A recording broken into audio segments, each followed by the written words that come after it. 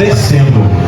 Então, nos capítulos anteriores, ele sobe, ministra o sermão do monte e termina de subir para o monte para orar, que era um lugar onde ele encontrava um pouco de privacidade ou um pouco de reserva para buscar a sós com o Pai. Mas no capítulo 8 ele está descendo, e enquanto ele está descendo, ele não está descendo como ele subiu. Porque ele subiu sendo perseguido, mas quando ele desce, ele encontra alguém para o receber. No versículo de número 1, a Bíblia diz que quando Jesus está descendo do monte, o versículo de número 1 diz: e descendo ele do monte, ou seja, descendo ele da oração, vindo ele após a oração, seguiu uma grande multidão. E o versículo de número 2 diz que um leproso se aproximou e o adorou.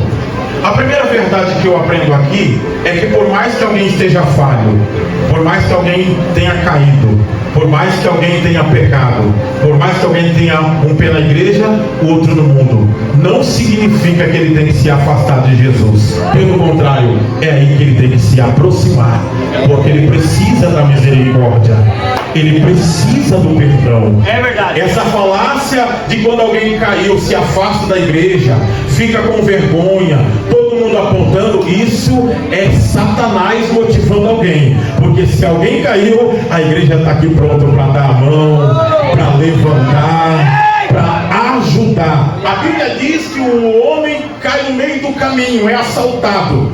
E a Bíblia diz que veio um levita, até contemplou ele cair, mas passou de lado. Veio um sacerdote posteriormente, contempla o homem caído, mas passa de lado. E a Bíblia diz que por último vem o samaritano, enxerga o homem, só que não fica só nas vistas, não fica só no enxergar, ele tem atitude. A Bíblia diz que ele vai lá, tira azeite, tira vinho, coloca sobre a ferida do homem, enfaixa e leva ele para a estalagem. Sabe o que a Bíblia está dizendo? Quem tem vinho, quem tem azeite, ele não aponta a ferida, ele não expõe a ferida, pelo contrário, ele ajuda a cicatrizar. Porque Deus não levantou eu nessa geração para expor ferida de ninguém, para fofocar de ninguém. Deus me levantou junto com essa igreja para ajudar a curar. Eu estou pregando para uma igreja curada, sarada. Gente que chegou aqui ferido, gente que chegou aqui machucado, que veio de outros lugares apedrejado, com a sua alma amargurada, mas que ao entrar aqui recebeu a cura da parte de Deus. Você sabe fazer, adora Ele. Com algumas pessoas chorando, mas com um sorriso nos lábios. O que isso significa? Estava sentindo a presença de Deus, estava às vezes até chorando por causa da luta, mas tem alegria no coração, tem paz no coração, porque tem a presença de Deus. Ei, eu vou te dar um conselho para encerrar de uma vez por todas. Não importa o que você fez, não se afaste de Jesus, se aproxime dele, se aproxima dele. É verdade.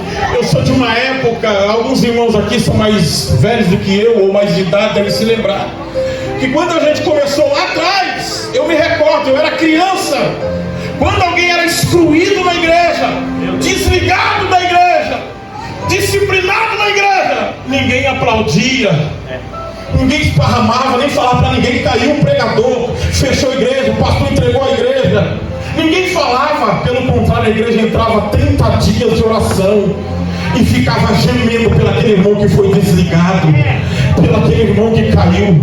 Só que o tempo está muito diferente, a gente anda por aí, eu ando um pouquinho mesmo, e a gente se depara aí só fofoca.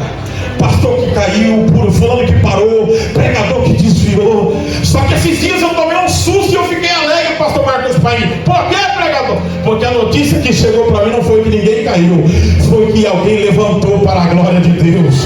É que alguém entrou em comunhão novamente, é que alguém foi restaurado. Ei, crente, eu não sei se você está sentindo essa palavra, mas Deus está levantando aqui enfermeiros nesta noite. Deus está levantando gente para enfaixar a ferida, para cuidar, para sarar. Eu profetizo que não vai faltar azeite, não vai faltar vinho, porque Deus está te levantando nesta noite como enfermeiro para a glória de Deus. Meu Deus! Porque a oração dominical não diz seja feita a minha vontade, a oração dominical diz seja feita a tua vontade. E ele diz: se quiseres, pode tornar-me limpo. Não é se eu quero, é se Deus quiser. Se Ele quiser, Ele faz. Se Ele quiser, a porta vai se abrir. Se Ele quiser, seu filho é liberto